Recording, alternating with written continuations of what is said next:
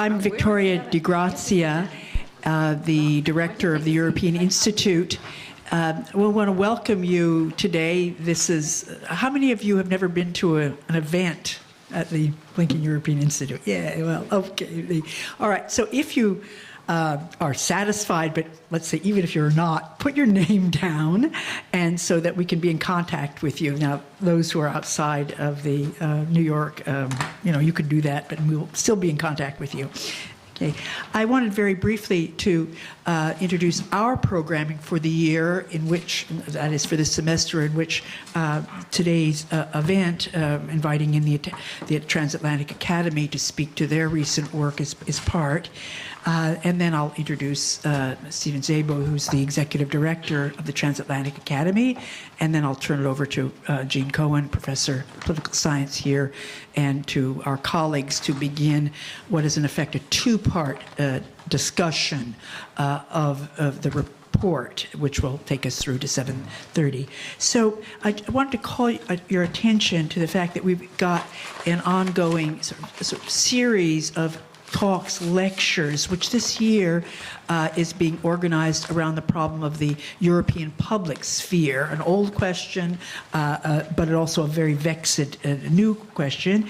Next October 9th, that's next Thursday, we have Abraham de Swaan, very distinguished linguist, also political scientist, sociologist, a polymath, emeritus professor from the social sciences at the University of Amsterdam, is going to speak about the more languages, the more English on the language constellation of the EU. I can't tell you how unusual that is. A language is one of the biggest questions, how relatively little discussion there is, both historically in terms of policy questions.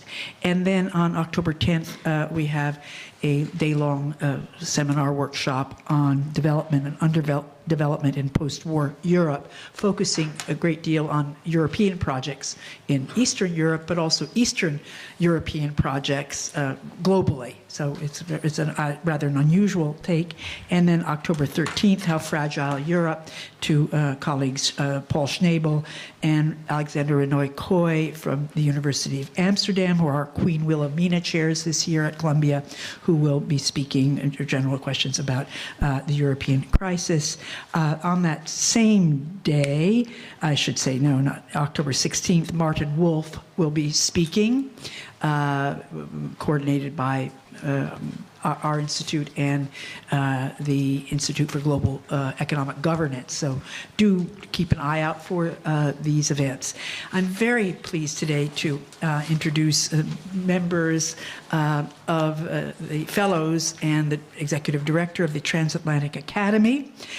This is an institute in Washington, D.C., a unusual hybrid. That is, it's both think tank, that is, people are really thinking and also really studying there as scholars, but organized, mentored by Steven Szabo, the executive director, to investigate approaches to the long-term challenges facing Europe and North America. So the Academy does this in an unusual way by bringing together scholars, policy experts, and authors from both sides of the Atlantic from different disciplinary perspectives, and to research and analyze distinct policy challenges of transatlantic interest. And it's an interesting problem. What is a transatlantic interest?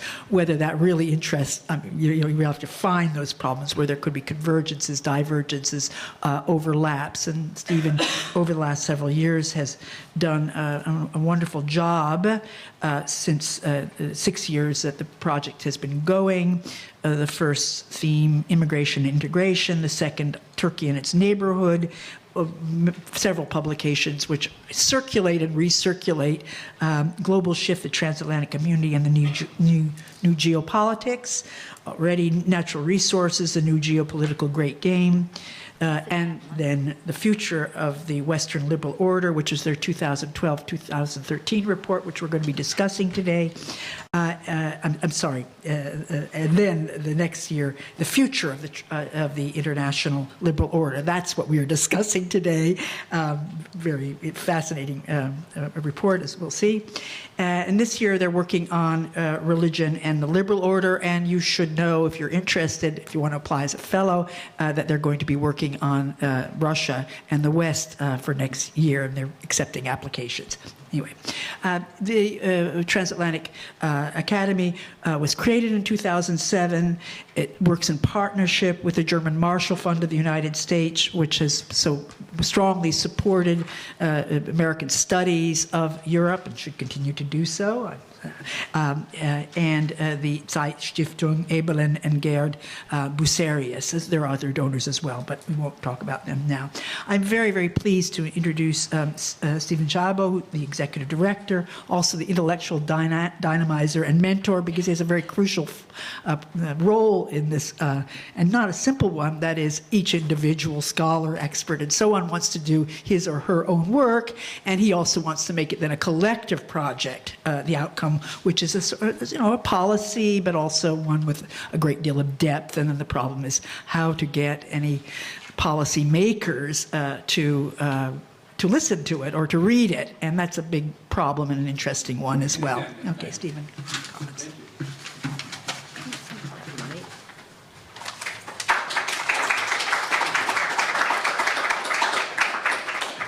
Thank you very much, Vicki. I'll be very brief. I just wanted to also mention Professor DeGrazia was actually on an evaluation team that we had. She and Christoph Bertram, a well-known scholar and policy analyst in Germany, came to the Academy a couple of years ago and gave us a really excellent evaluation about how we can make it better and what we're doing right, what we're doing wrong. So she knows us very well. And thank you for hosting us today. It's a real pleasure to be here because we really want to bring, the Academy is bringing academic ideas to policy discussions. And I think what's unusual about it, it's not based at a university. It's based at the German Marshall Fund, which is a sort of a think tank and a convening institution. And as you pointed out, I think you described it very well, so I don't have to go into it very much more, except to say that today there'll be three of our either current fellows or former fellows, and May-Britt, who was almost a fellow before she decided to go to SIGPRI instead, and Langxing Zhang, who was one of the fellows who did the China chapter in the report this year. Unfortunately couldn't make it, so I was very happy to get May-Britt, who knows China so well, to come in and talk a bit about it, and also being a German and a European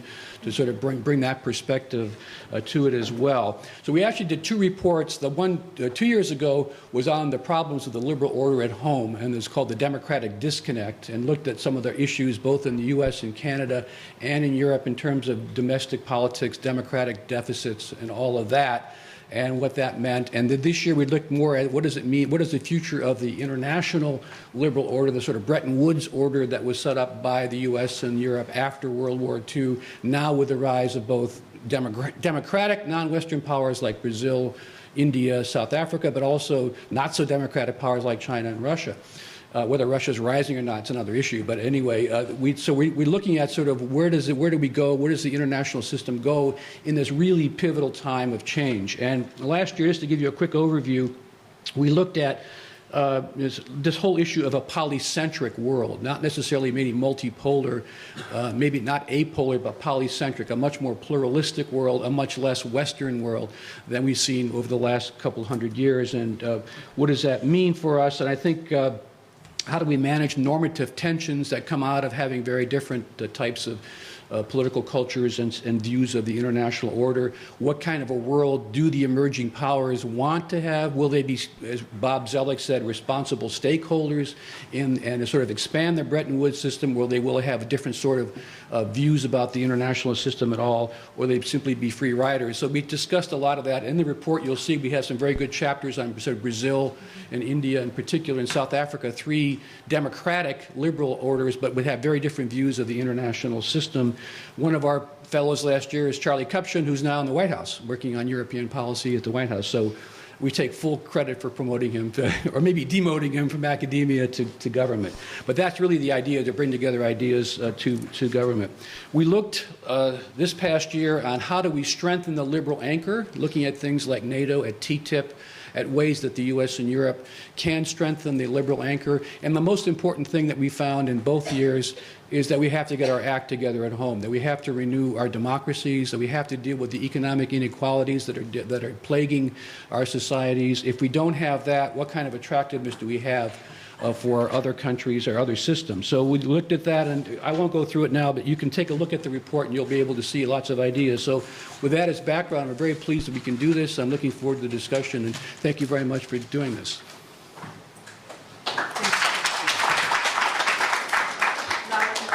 My colleague, Jean Cohen, from the Department of Political Science, the senior chair of political theory, who's written very widely on global questions around civil society and globalization and sovereignty. Thank you. Yeah, so welcome. You can hear me, right? Yes? All right, so I'll simply introduce our speaker, May-Britt Stumbaum. I hope I'm pronouncing this correctly. She's head of the N National Fund Group. It's a research group. Asian Perceptions of the EU at the Free University of Berlin, and her previous positions include Senior Research Fellow and Executive Director of the China and Global Security Program at the Stockholm International Peace Research Institute, the Fritz Thyssen Fellow at the Weatherhead Center of International Affairs at Harvard, head of the International Forum on Strategic Thinking on the German Council on Foreign Relations, among others. And she publishes widely, maybe widely too, on EU security affairs towards Asia and China. This panel is titled The Liberal Order, Conceptual and Policy Approaches from Europe and China. Unfortunately, another panelist, Jan Werner Müller, was unable to make it due to a family crisis, but I'm sure that we'll have an interesting discussion. And I'll introduce our commentator afterwards. Okay. Yeah. All right. Yeah, good afternoon. Thank you very much for your kind introduction. And I get that I have the pleasure to speak probably twice as much at the same time to try to make up for the person who is missing, but I will do my best in following that challenge. Thanks very much to the Center in Columbia University for having me here, and also the Transatlantic Academy to be here. Stephen already mentioned that I was once supposed to become a fellow when they're focused in China, and I went to CIPRI instead. I regret it until today, and therefore I've become kind of a transatlantic groupie. And as you see, I follow them around the world. So I've been here twice, just for these two lectures, yesterday and today, and I enjoyed the discussions enormously. So I'm very much looking forward to showing you a little bit like what's going on our side of the Atlantic.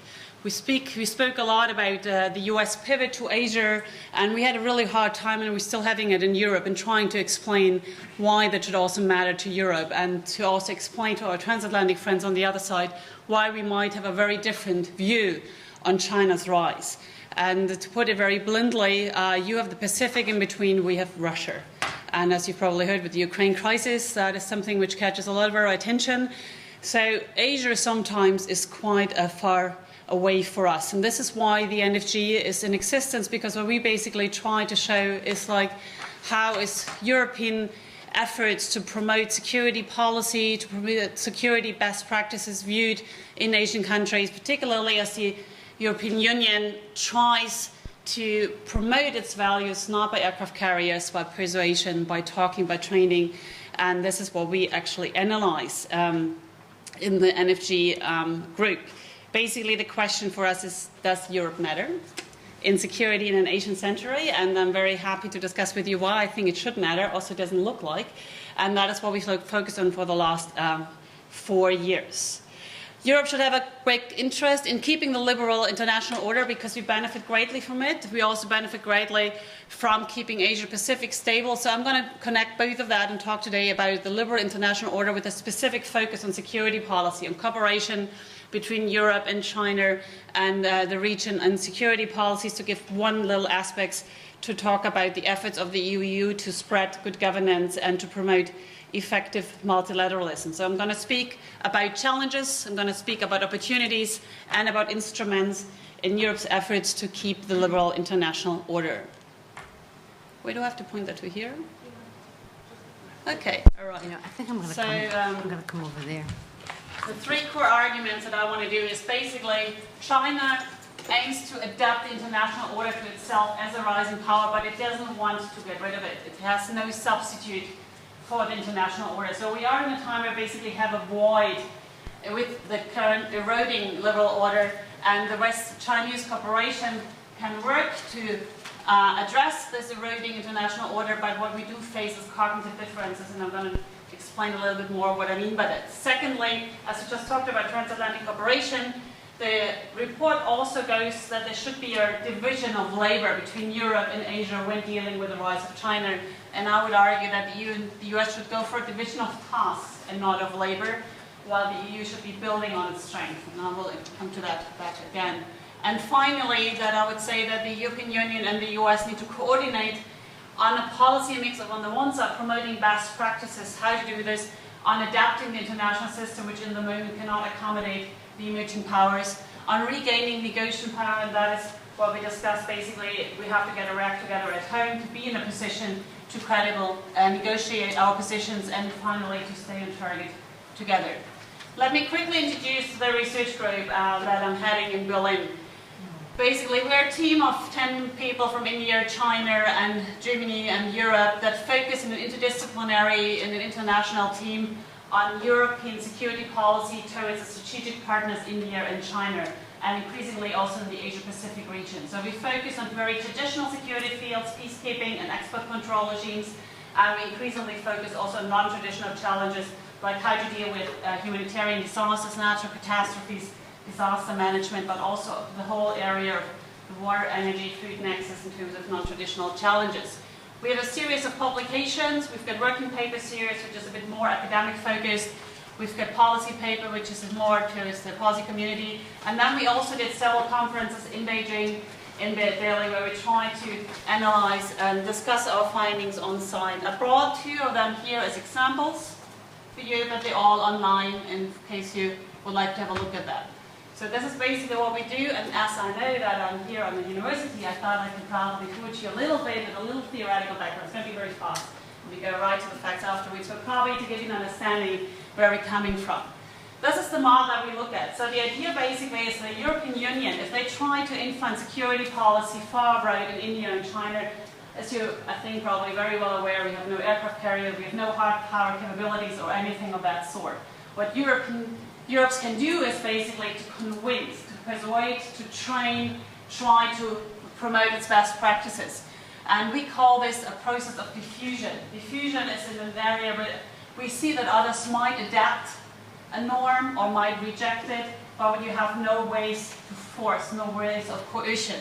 So basically we have the European Union on the one side as an emerging global actor who tries to promote an effective multilateral system. It has strategic partnerships as a tool, and it has policies in the area of export control regimes, in the area of peacekeeping, that it tries to promote basically how to do certain things. On the other side, we have emerging powers like India and China, who have a very timely demand of finding solutions. When you look at export control regimes that has been introduced in India and China in the mid-2000s, it's relatively new.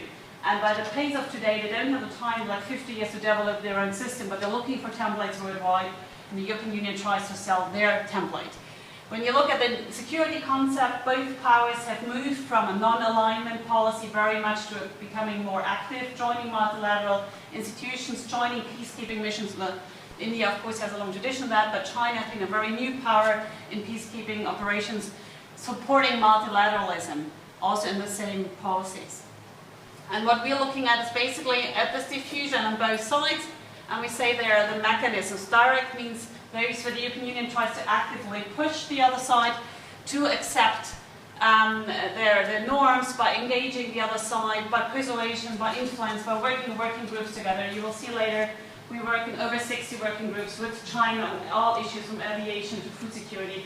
We're trying to promote a certain way of how to do things.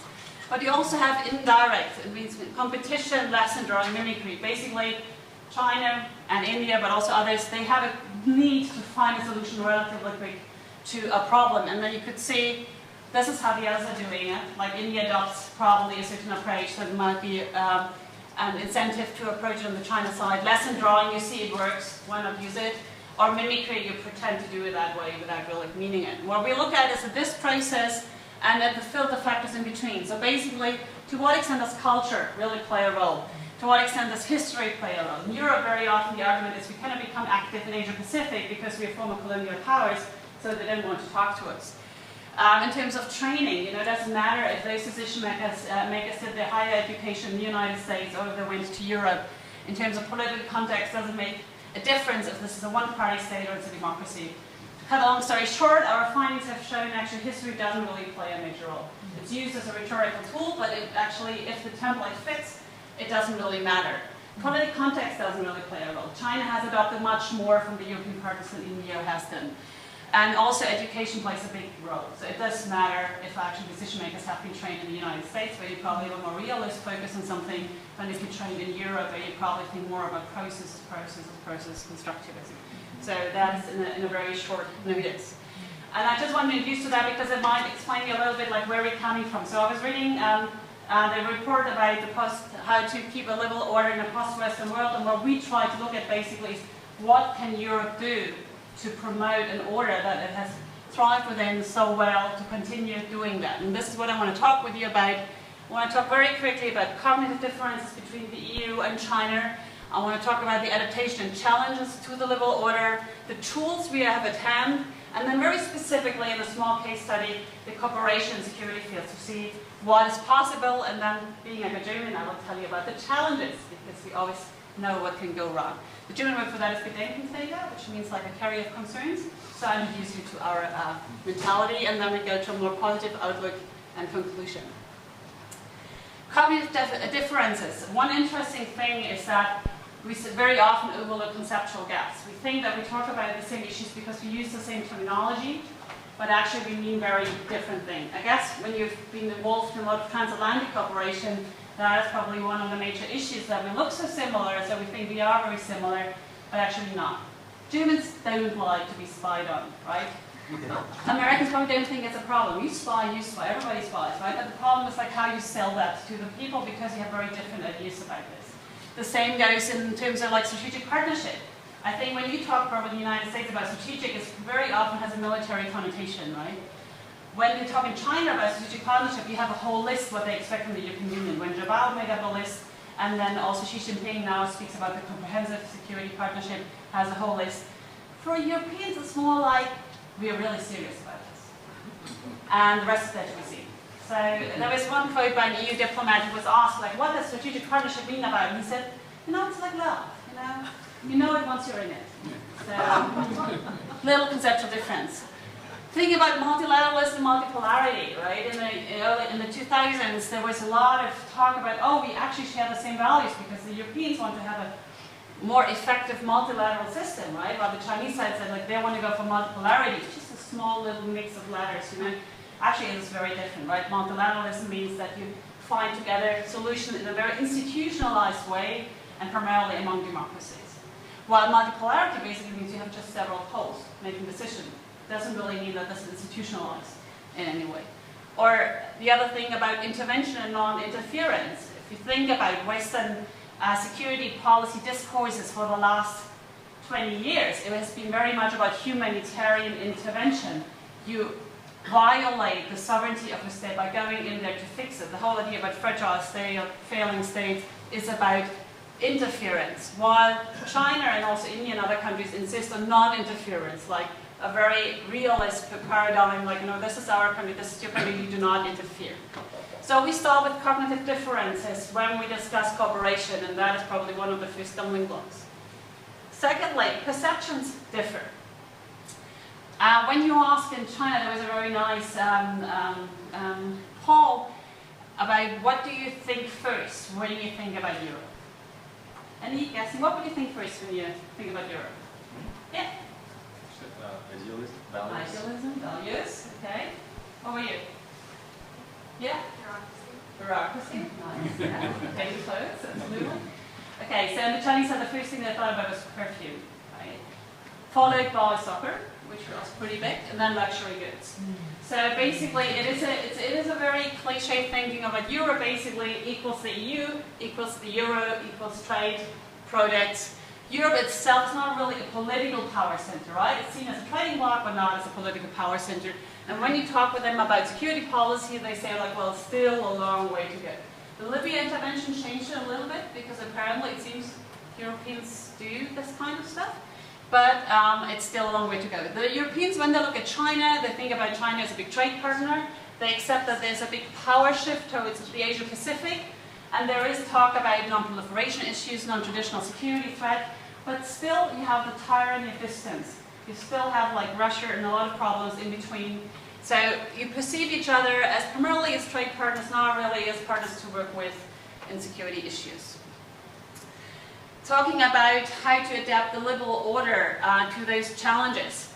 Next point is like we also have like new and also already known challenges there. The question is like how can we collaborate on this? One of the most debated one is about cybersecurity or internet security. And you have in the EU Code of Conduct on how to deal with cybersecurity, while you have a Chinese Code of Conduct on how to deal with internet security. And they look quite similar in the beginning, right? They just have this little different, like 5 words, which basically means the Code of Conduct, which is followed by the Chinese, by Russia, but also by some Central Asian states, focuses very much on keeping state control over the flow of information. While the European one is much more about making it a safe way to interact commercially in other areas in cyberspace. So you have, just very little differences, but that actually makes a big stumbling block why we cannot find so easily a common approach. Also probably, when you read talk about the strategic distrust, also I guess the assumption that the other side is probably the major perpetrator doesn't really help in coming to a common working group. Although there is a working group between the European Union and China on cybersecurity, but it's not really moving forward because there's just a lack of common approach and trust. Take development aid. When you look at Africa, you have the European Union and its member states providing more than 50% of the development aid over there, but also China becoming an increasingly very dominant actor, but having a very different approach. So the Europeans call it the good governance, which also sounds very nice because very often it doesn't work either, while the Chinese put against it effective governance, right? So it's very similar words, but actually you do need to discuss in detail what do you mean by this to find out can we actually collaborate. So when you initially have this declaration, it sounds like, oh yeah, we really mean the same, but if you go more into details, you realize there's a very different connotation underneath. So what are the tools we have at hand, right? We talked about what is like the differences, how we perceive things in a very different way, how we perceive each other in a different way, how we approach issues in a different way. What are the tools we have at hand? May-Britt Yehuda called it, between Europe and Germany, the tyranny of distance and the primacy of trade. So we work on trade issues, but for everything else we're a little bit too far away. Looking at the shrinking defense budgets in Europe, but also the political will, which is just somewhere else found, particularly in the near neighborhood. Europe has primarily the tools of persuasion, of trying to work in working groups together to say like this might be a good way to go forward, of capacity building. I spoke about disaster management at the beginning, humanitarian assistance, so the Europeans trying to put out know-how, best practices on how to cope with disasters. That has been relatively successful because for us it's also a really new experience. Crisis management is a really new thing in Europe on a supranational level, and that is something you can do, capacity building. When you think about the ASEAN Secretariat, the Europeans pay to build up the press work of the ASEAN Secretariat, to build up capacity. But also, Europeans have been very good in putting technology over there for the last 30 years to spur the economic development. Also, what we can do is engaging in those kind of multilateral regimes, working together on issues. And last but not least, if you engage with the European Union, you have 28 states at once that have no territorial interest in Asia Pacific, which probably also might help as a tool to think about finding different ways to collaborate. We do a lot of these persuasion and engaging in sectoral dialogues. On the EU level, you have dialogues in 24 areas, ranging, as I said before, from aviation to food security, employment, social affairs, maritime security, so all issues that might be of interest. And you have more than 100 people who work on a daily basis with China. On the German side, you have 70 sectoral dialogues, where you also work on all areas of government with your counterparts. You do this in a bigger framework. In the European Union, there is the EU-China 2020 strategic agenda that has been concluded last year, which covers all areas of collaboration between both sides, including peace and security, prosperity, sustainable development, and people-to-people exchanges. So it's a really broad framework. And the German side, you have the so-called German-Chinese Innovation Partnership, We have annual, biannual government consultations between China and Germany. That is the only format that China is doing with another country in that way. 5 minutes. And, and we work on all kind of areas. So this broad framework of innovation partnership now is an attempt to also have those tricky issues in there to be discussed in one common framework. So you do not talk like either about the rule of law or about commercial aspects, but trying to put a bit more in a common framework. Finally, cooperation and security policy fields. There is I would say, a very promising cooperation going on in the field of maritime security. EU trade is seaborne to 95%, so there's a big interest in actually securing maritime security, and that has been a field where there's been increasing cooperation with China. Also, in the area of responsibility to protect, there has been a lot of discussion, although there's a lot of disagreement, of course. A lot of Europeans say, why should we deal with security in Asia-Pacific? That's really far away, and that's the American field. But we do have an impact in terms of security because you have in Asia-Pacific the highest expenditure on arms, and you have the European companies who deliver quite a big deal of that. We do collaborate, and this is a little bit from our studies in peacekeeping on export controls. As you can see, like China has been a very active contributor to UN missions. It's like number 14 at the moment. But also in export controls, there have been increasing collaboration between both sides. And this is just an example really for promoting good governance. The idea to promote the other side to join in those groups to make the world a safer place. Finally, challenges. So I talked to you about the difference we might have, the difference of perceptions, the tools at hand, the specific fields we could work together on, which are all touched upon in this report. But the challenges remain on the one side, and that was, as Stephen said at the beginning, getting our act together, and there's really the question about prosperity. So as long as we are in a weakened position about with the euro crisis in Europe, we really have the problem on the one side, you're not really credible as an actor. Over there, on the other side, you have all the attention focused on Europe, which also doesn't help in terms of resources. Secondly, it seems to be a challenge to cooperate. In 2006, there was already an EU-US dialogue on security in East Asia that hibernated immediately afterwards again because there wasn't really a real interest. You have a lot of people in the US who focus on Asia, never been to Europe, right? You have a lot of people, or you used to have, that focus on Europe, never been to Asia. Even those people don't talk to each other. I talk to people in Washington who get retrained now from Europeanists to Asianists, but it's not really that there would be a lot of cooperation, right? We have differing perceptions on China. We can't see China from our house. We have Russia in between. And also, we have, of course, ongoing transatlantic quarrels over TTIP and spying and other areas. So we do need to get our act together to analyze, or to accept we do need each other. And then finally, we do need each other because we have a very difficult partner on the other side. If you look at China and the last 18 months, Xi Jinping has been very active in consolidating his power, and you have a lot of domestic challenges there. So it's not the easiest partner probably to deal with because he has only limited ways of being flexible himself in that period. So there is transatlantic cooperation necessary. So to conclude, what I tried to show is that basically when we talk about the liberal order in a post-Western world and the rise of China and the impact to this, and how this is seen from a European side, you can say that from a European side, you can see China is trying to adapt the international order to fit in, to find its place, but it doesn't want to erase it. And so there is actually room to cooperate and to restore the solidity of the international order. But we face a lot of challenges, one of them being that we have cognitive differences. Secondly, when we coordinate transatlantic between the EU and the US, we probably should go for a division of task, but not of labor, with the EU building on its strength available. And finally, the EU-US coordination would be necessary on a policy mix. On the one side, promoting best practices like an export control. Today there was a seminar in the German House talking about export controls and United Nations Security Council Resolution 1540, because they had a 10-year review now, and you had someone from Georgia Tech, which Georgia Tech has been a lot of those export control programs in China. The EU has EU outreach to have more cooperation to see, like, what can we exchange on this. But also to work together and adapting the international system. You might have heard that the Europeans have big problems with that because we probably lose out the most on this. And then regaining negotiating power by getting our act together and then staying on target together. This, I would like to thank you very much for your attention.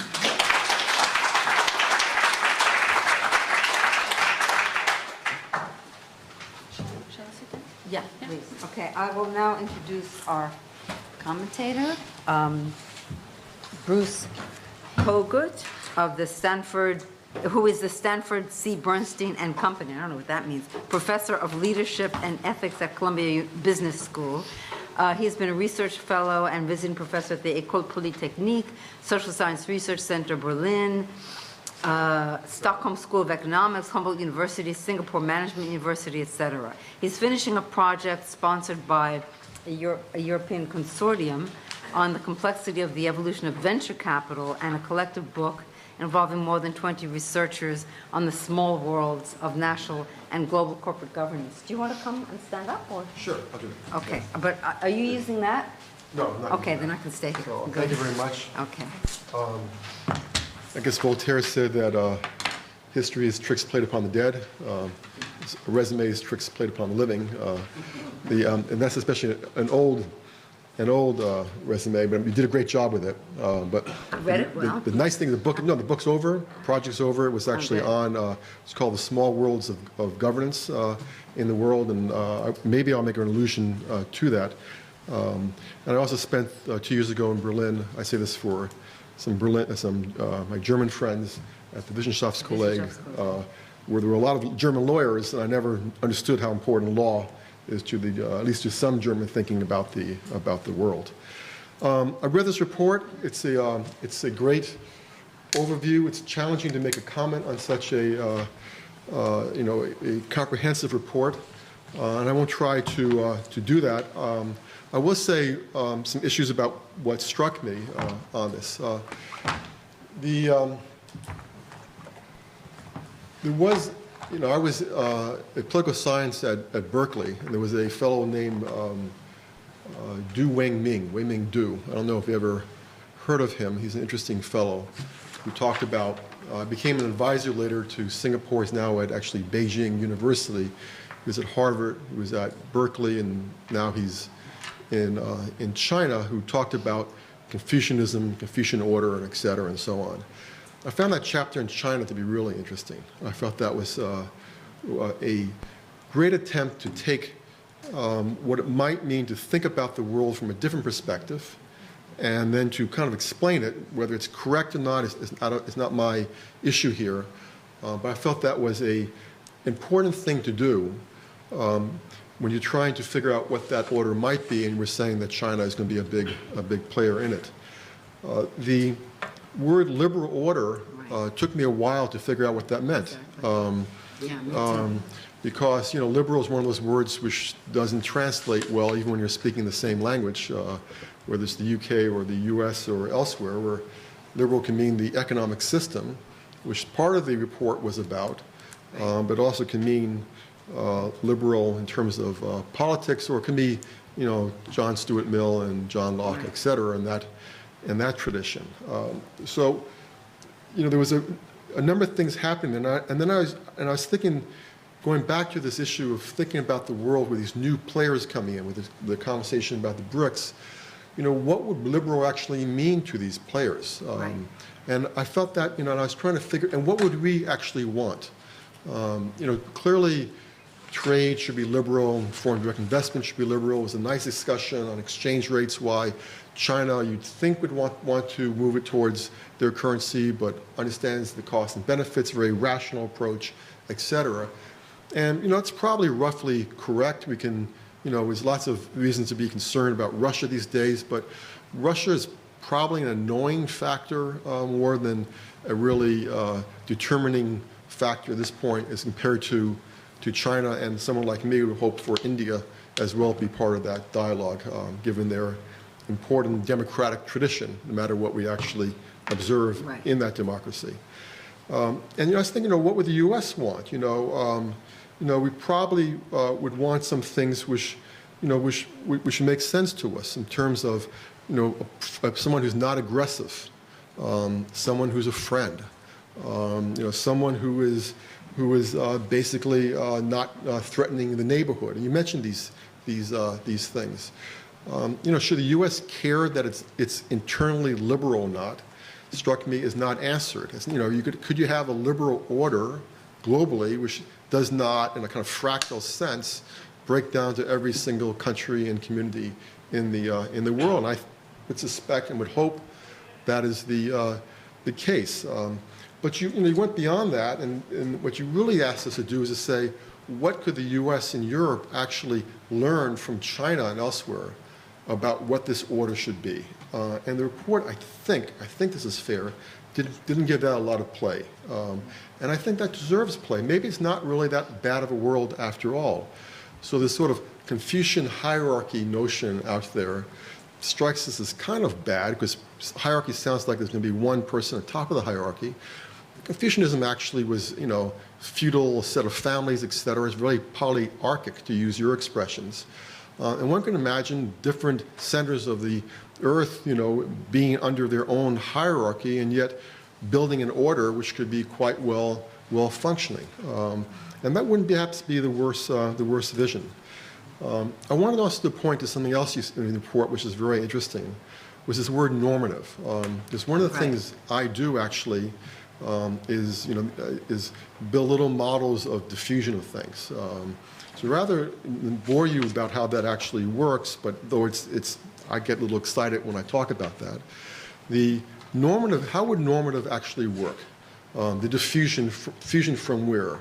And so it had a presumption which was diffusing from a center out again, from Europe, which maybe is a great presumption, but it may not work that way. It may work in an entirely different way. But what struck me is that diffusion usually works through some sort of contact. There has to be a contact mechanism on this. So I think I mentioned to a few of you I was Louis Ettinger's research assistant. You don't know probably who he is, but Elite Networks, Carl Deutsch, et cetera, seems like a long time ago. But you think about this global elite, and Europe after World War II, with Adenauer and Giolitti and Schumann afterwards all speaking German to each other. That was the language which they had in common. What is the language which actually is the international language these days? We say it's the more languages, the more we speak English. I can understand why that would work, but it's not an English which maybe be semantically endowed with the same meaning which we think it has. And when I look even at the economic order, so we did this book. This is why I pointed to this book project a little bit. You think that you have these multinational corporations which are around the world, but when you look at their boards or even their ownership, ownership is a little bit more international, but the boards are largely national. It's not as if you've got lots of people on these boards who are foreign. This is true even within Europe, that the German boards are still primarily German, French boards. They're speaking French, speaking English these days, but they're still by and large, French boards which are operating. The only thing which maybe they can do is add a few women to those things, but as long as they're German women for German boards or Norwegian women for Norwegian boards, you can be doing it's pretty much the order. So you can't really turn to a private ordering like our friends in the law school would say to solve these problems. This is not the social fabric of which we found even in post-war Europe after that terrible event. It does not exist in this global environment. Is it produced by international agencies? I don't think it is produced by international agencies. So I'm less optimistic about a normative understanding being reached as something having to do with just a tolerance, if you wish, for different normative understandings. And I think that's where we really are in this world. And I don't think that's the worst of all outcomes. There's no reason to even perhaps desire a global normative order, as long as there's a basic tolerance for these differences. So I thought this was a fine report. If I can imagine the Chinese developing their report and Singapore doing theirs and India doing theirs, and each one can call it a liberal order or whatever they might call it. But they probably wouldn't be mirror images of each other. And that would be the interesting dialogue, to take a document like this and then think about other players in the world and how they would describe that. I bet they're far apart, but perhaps that's the necessary steps to overall understanding. So forgive me for not going down to the exact details, but time is short, and I thought this overall perspective might be of some value to you. Thank you.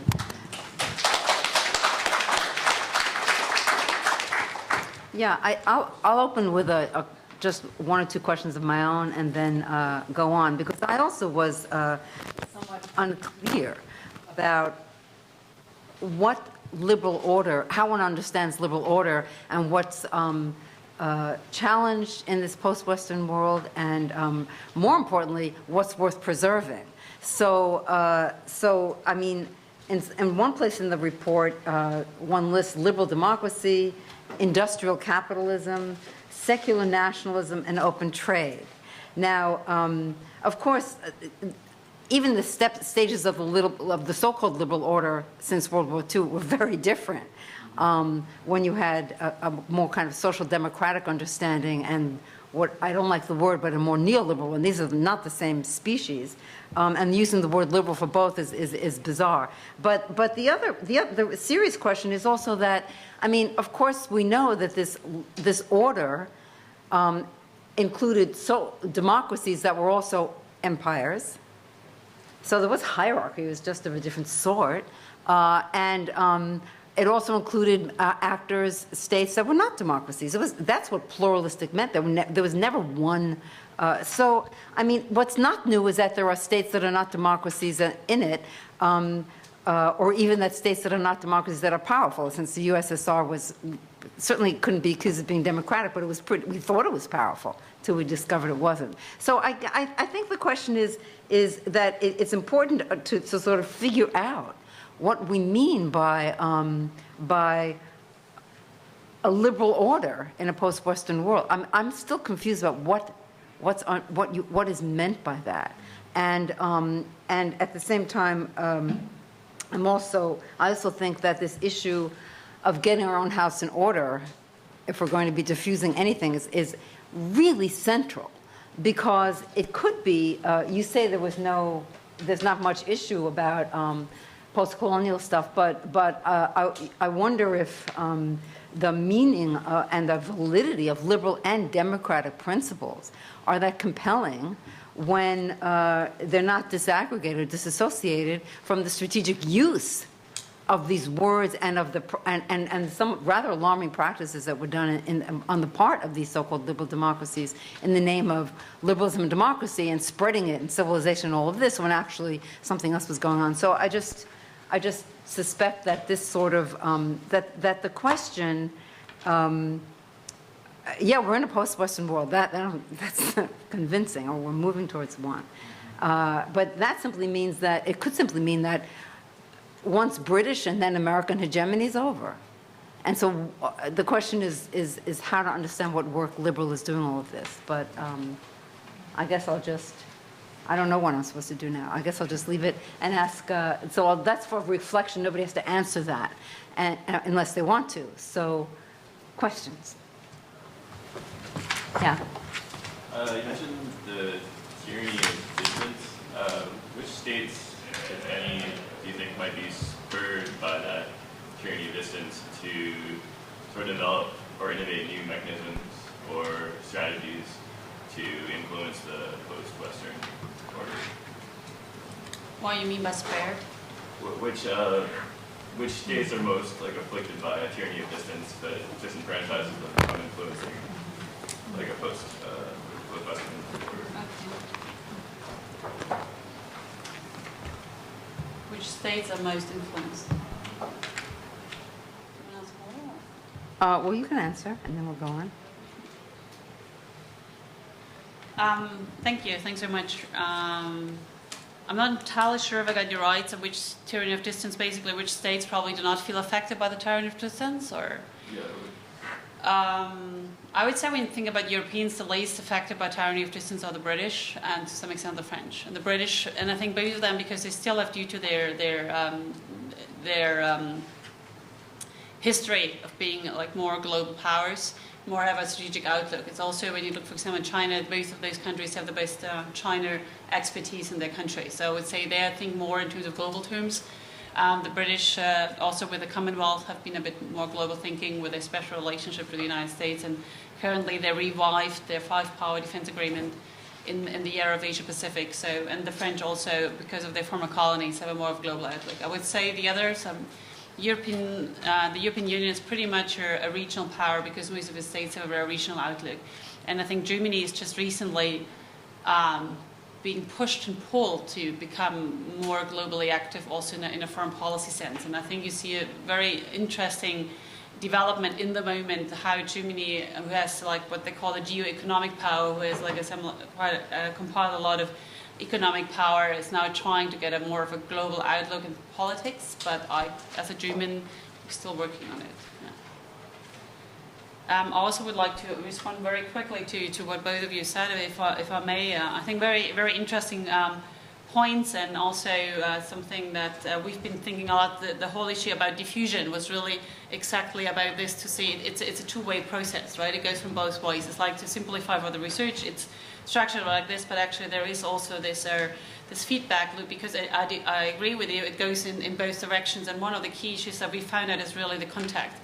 So those people who have actually been in touch with people at school, you know, being educated at the same places, having traveled, that makes a big difference. And particularly in the last, for example, on my side, EU experts that I met in China for like 15 years have now been 10 years been able to travel more. And you get a completely different set of like how to understand the other side. Particularly before that, they only read the textbooks about the European Union where everything works well, right? And then when you meet people, you see it's a bit different. So I would agree very much that this is a big aspect, the prisoner contract. And last, what you said about, which also goes with your tolerance, but also the values. I think that the most important part in the moment is to say, I think the West spend a lot of time by saying basically our order is the best, and if you only develop far enough, you will get it. And I think the important thing in the moment is to disentangle those big norms into their fragments, what they actually say, like, why is this attractive? I had a discussion with a Chinese friend of mine why the rule of law might be a good idea. And he said, like, oh, you know, this is such a Western concept. And I was like, well, you know, just put the Western thing away and just think about, you have a big anti-corruption campaign. If you go in a certain level in a Chinese company, you will always have a political functionary probably sitting there. So if you try, that company probably doesn't work too well in terms of like environmental polluting standards, and you want to go against that, and you have like, you know, another independent judicative somewhere who could judge over that, you know, that functionary would probably just go to the party central in that village and will undermine those efforts. So it's not about a Western concept or not, it's just a question, how can you control power, basically, and how can you entrust some of power and then check upon them. And I think these are the kind of issues, the way that we need to go. It's not to say like, oh, these are just superior values, but we need to go back to explain why we think they work. And this is what I try to say with this diffusion, the training. The idea is like, we cannot go and say like, you know, you should adopt this because it's a better way. And I think the Europeans had a very sobering moment in 2008, 2009 with the financial crisis. We're not that superior anymore. We realized that. And I think that it's just, I think, a good learning lessons for, like, I think the liberal order, whatever it might be, and I'll leave it to Stephen to probably detail that better, what that meant, because I wasn't part of the study. But the idea is that we think if that order is the best way how it might work in a peaceful manner to collaborate, we need to, on the one side, adjust it to integrate the new powers, but on the other side, to explain why it is attractive. Not by like take it or leave it, but this is why it's attractive. So I think that goes in both of what you said. Yes. Hi, thank you. I got a chance to read about half the report last night. They sent it out in an email. Not enough time to read it all, though. One of the things I found fascinating about it was this notion of regionalism versus multilateralism. And if in fact, in fact, a lot of kinds of arrangements do seem to occur regionally. So, given China's tensions with most of its surrounding neighbors, how do they strike? How do they get beyond those territorial issues and sort of tense standoffs that they have, and strike some sort of regional balance with their neighbors? And could you sort of speak, are you able to speak more to that part of the report? I don't think you were part of it, but just about the notion of regionalism leading, hopefully, to multilateralism, which seems to be almost hopelessly complex. Actually, Christina was part of it, if she wants to say something on this. Oh. This is the next panel, we can say something on this. Yeah. Maybe there's use the microphone just up there. Oh, just very briefly, China, on this eastern flank, the Western Pacific, they do have territorial disputes. So that's why they say, okay, we're hemmed in, we have all these tensions, so it's kind of a zero sum at this moment. So they're pivoting west. So they're going the other direction. They have this March West strategy, and with the Shanghai Cooperation Organization, they've resolved territorial disputes in 1996 with the Shanghai Five, which became the SCO, Shanghai Cooperation Organization in 2001. So they don't have the issue on their western flank, and Chinese strategists talk about, we're not just a maritime power, we're also a Eurasian continental power. So while they have this tension in the Western Pacific, they're pivoting west, they're going across Eurasia, and Xi Jinping actually, his centerpiece of his foreign policy is the Silk Road Economic Belt. And this was launched it came out in Xinhua in May. So they're just, working on the Eurasian integration, interconnectivity, the Silk Road Economic Belt with the Central Asian countries, with, Eurasia building a lot of railways, and also accompanying that is the maritime Silk Road as well. So they're, buying up a lot of seaports around the Indian Ocean littoral and also the Mediterranean littoral. They have a lot of infrastructure projects, bargain basement prices that they procured in the Eurozone crisis, aftermath of the Eurozone crisis. So they actually have a lot of strategic infrastructure projects building seaports and operational control of these seaports in the Mediterranean littoral and also the Indian Ocean littoral. So they're pivoting west. Okay. Yes, one thing. Just say on the report, we had this discussion too about the increasing regionalism, but how do you deal with global issues?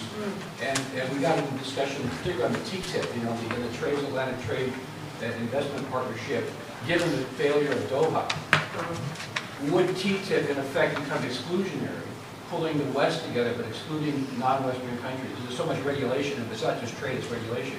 Or is it a step to trying to reinvigorate WTO and the global? And that was the tension that we were back and forth on. And that was a very good point. That was a key issue. We had big discussions on that. We have sort of two chapters that argue with each other on that as well.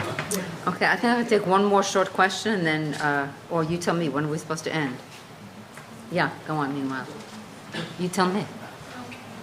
I'd like to ask you if you could say a few words about the role of civil society actors, and maybe especially in the light of the recent events in Hong Kong, to what extent Chinese civil society plays sort of an autonomous role that is hardly predictable by Western foreign policy, and that sort of complicates, a lot of international relations issue at this point. It's an easy question.